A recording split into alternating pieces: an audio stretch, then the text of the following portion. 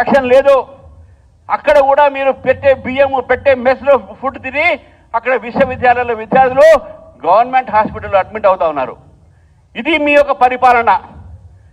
BC hostels చూడండి, గురుకులాలు చూడండి, మీ యొక్క బ్యాక్వర్డ్ డిస్ట్రిక్ట్లో ఉన్నటువంటి ఒక పాలమూరు విశ్వవిద్యాలయం చూడండి. మీ యొక్క ఏమైంది అని చెప్పేసి ఒక్కసారి అడుగుతున్నాను. మీకు చిత్తశుద్ధి ఉంటే ఇవన్నీ కూడా మీరు తెలిసి ఒక దీని మీద శ్రద్ధ పెడతారు, కానీ ఢిల్లీకి పోవటం అనేది శ్రద్ధ కాదు మీది.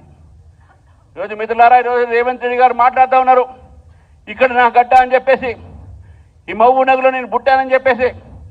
కానీ మర్చిపోవాలి ముఖ్యమంత్రి గారు, మీరు ఇప్పటి నుంచి మహబూబ్ నగర్ గడ్డ ఇది బీజేపీ అడ్డా అవుతుందని చెప్పేసి కూడా చెప్తాను మిత్రులారా.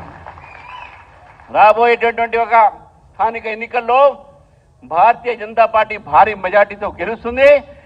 మహబూబ్ నగర్లో ఉన్నటువంటి ఒక 5 ఉమ్మడి మహబూబ్ నగర్ ఉన్నటువంటి 5 జిల్లాలు కూడా జెడ్పీస్ అన్ని కూడా భారతీయ జనతా పార్టీ కైవసం చేసుకుంటున్నాయని నాకు పూర్తి నమ్మకం ఉంది. ఈరోజు వస్తుంటే యువకులు మహిళలు ఈరోజు బీజేపీకి ఆదరిస్తున్నారు, ఈరోజు స్వాగతిస్తున్నారు బీజేపీని. 33% రిజర్వేషన్లు తెచ్చింది మహిళలకు బీజేపీ. 33% బీజేపీకి రిజర్వేషన్ చేస్తే ఈరోజు మహిళల్ని కోరుతా ఉన్నాను, భారతీయ జనతా పార్టీని ఆశీర్వదించండి. మీరు కూడా చదువుకున్నటువంటి లేడీస్ రాజకీయాల్లో రాండి, అందరికీ మంచి అవకాశం ఉంది. యువకుల్ని కూడా కోరుతా ఉన్నాను, బీజేపీ రాబోయే రోజుల్లో బీసీలకు యువకులకు పెద్దపీట వేస్తుంది, మహిళలకు కూడా పెద్దపీట వేస్తుంది ఈరోజు చెప్తా ఉన్నాను మిత్రులారా.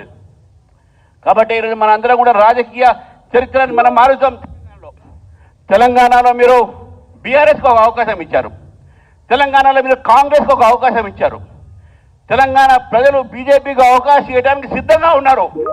కాబట్టి మీరు కార్యకర్తలు ఇంతకుముందు అన్నమ్మ గారు చెప్పినట్టు ఇంటింటికి తిరిగి నరేంద్ర మోదీ గారి నాయకత్వంలో జరిగినటువంటి అభివృద్ధి కార్యక్రమాలు, నరేంద్ర మోదీ గారు తీసుకున్న పథకాలు, నరేంద్ర మోదీ గారు చేసినటువంటి పనులు, ఈరోజు జడ్చర్ల మెరికల్ అయితే రహదారులు, ఈరోజు మళ్ళీ ఉన్నటువంటి బెంగళూరు రహదారులు కూడా దాన్ని 8 లైన్ చేస్తున్నారు కూడా.